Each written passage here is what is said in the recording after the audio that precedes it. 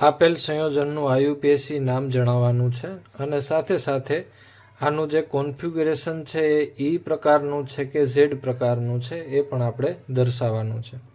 તો પહેલાં આપણે આયુપીએસી નામની શરૂઆત કરીએ તો લાંબામાં લાંબી કાર્બન ચેઇન આપણે નક્કી કરવી પડશે. તો આ છેડેથી નામ આપવું કે આ છેડેથી, તો અગ્રિમતા ક્રમ પ્રમાણે ઇન એટલે કે આલ્કીનને પહેલો ક્રમ મળવો જોઈએ અને આઇનને પછીનો ક્રમ મળવો જોઈએ.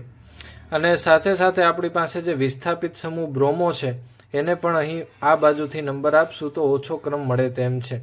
તો અહીંથી આપણે ક્રમની શરૂઆત કરીએ. 1, 2, 3, 4, 5 એન્ડ 6.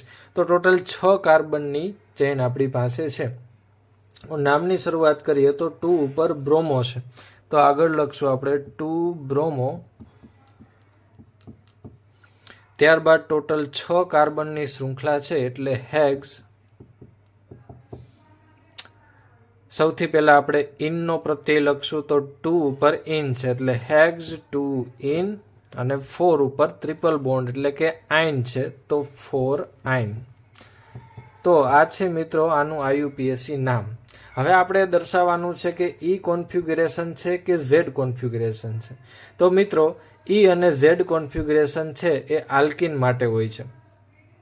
તો આ રીતે ડબલ બોન્ડની બંને બાજુના કાર્બનમાં જે અગ્રિમતાવાળા સમૂહો એક જ તરફ જોડાયેલા હોય, ધારો કે 1 અને બીજો નંબર આ ગ્રુપને મળતો હોય, ધારો કે આ બાજુના કાર્બનમાં 1 નંબર આને અને 2 નંબર બીજો, એટલે કે અગ્રિમતા ક્રમવાળા એક તરફ આવેલા હોય તો એને ઝેડ પ્રકારનું કોન્ફિગ્યુરેશન કહે છે. અને જો ટ્રાન્સ પ્રકારનું આપણને રચના દેખાય એટલે કે 2 નંબરનું ગ્રુપ અહીંયા હોય અને અગ્રિમતાવાળું ગ્રુપ અહીંયા, તો આનો અગ્રિમતા ક્રમ 1 અહીંયા છે અને આ 1 એ સામસામે છે, તો આને ઈ પ્રકારનું કોન્ફિગ્યુરેશન કહેવાય. તો આ પ્રમાણે આપણે આ બંધારણમાં જોવાનું છે કે આ આલ્કિનના કાર્બન છે બંને, એક ત્રીજા નંબરનો કાર્બન છે અને બીજા નંબરનો, તો આ બંને બાજુનું કોન્ફિગ્યુરેશન છે કાર્બનનું એ ઈ પ્રકારનું છે કે ઝેડ પ્રકારનું. તો અહીંયા એક હાઇડ્રોજન આવેલો હશે જેને હું આ રીતે દર્શાવું છું.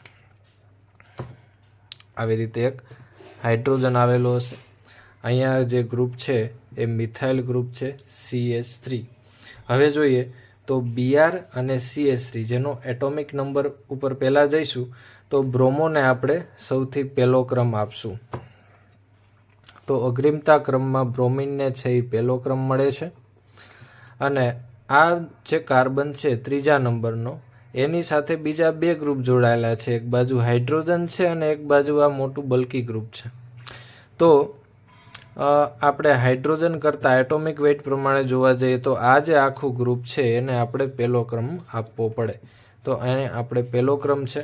તો આલ્કિનમાં બ્રોમિન પહેલો ક્રમ આ અને આ આખું ગ્રુપ છે એ બે સામસામે આવે છે, ટ્રાન્સ જેવી પોઝિશન છે.